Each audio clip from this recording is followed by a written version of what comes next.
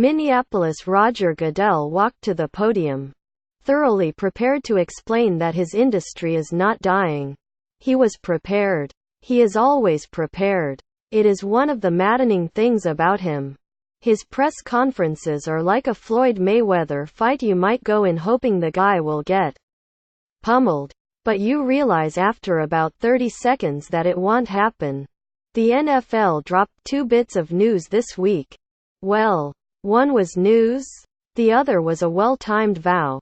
The news was that the Fox bought the rights to Thursday Night Football at a 33% increase per game over the last TNF deal with Fox and CBS.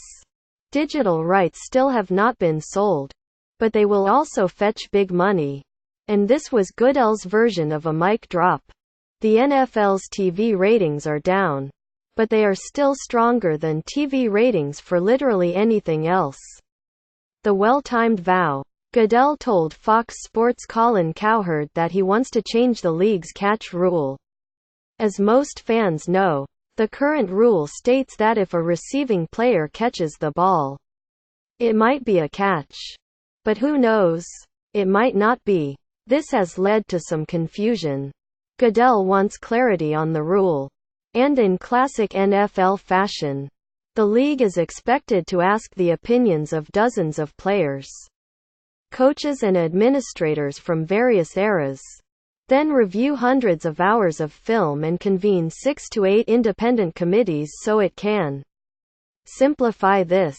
I don't see what could go wrong. Goodell is on the right track with the catch rule. Of course, it's dumb and it has to be changed. But while a new rule will inevitably lead to an absolutely crazy controversy in the final minute of the opening night game next year, it's important to note that A, it will only boost TV ratings, and B, millions of people are obsessing over a catch rule.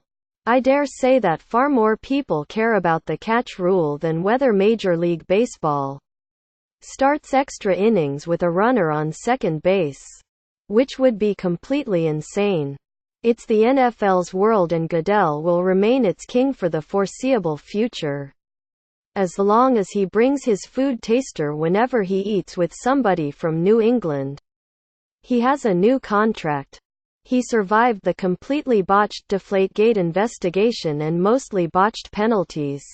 Jerry Jones came at him and missed. There are still challenges.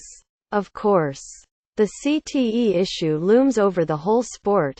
Colin Kaepernick is suing the league for blackballing him. And that blackballing is so much clearer than the catch rule ever was. But whatever happens in that case, the people who employ Goodell are unlikely to blame him for it. I've been very clear on this before.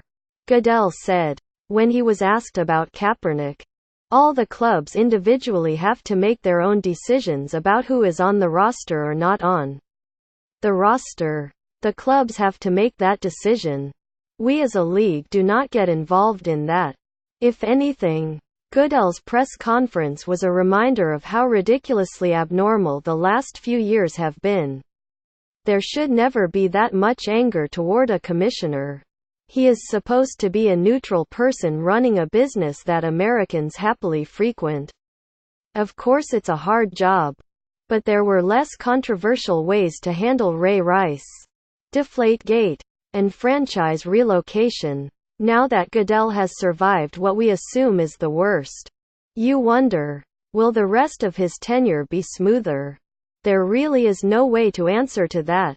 We don't know which fires he will have to extinguish. We don't know exactly how much power he will have. We don't know what the next labor negotiations will look like. We don't even know who the most powerful owners in the league will be in a few years. We do know that when one of the league's planted questions from a fan to Goodell began, many people look up to you as a role model and an inspiration. It was hard to suppress a cackle. Even Goodell knows there are not many people who look up to him as a role model or an inspiration. But they do know he is the commissioner. And there's nothing they can do about it.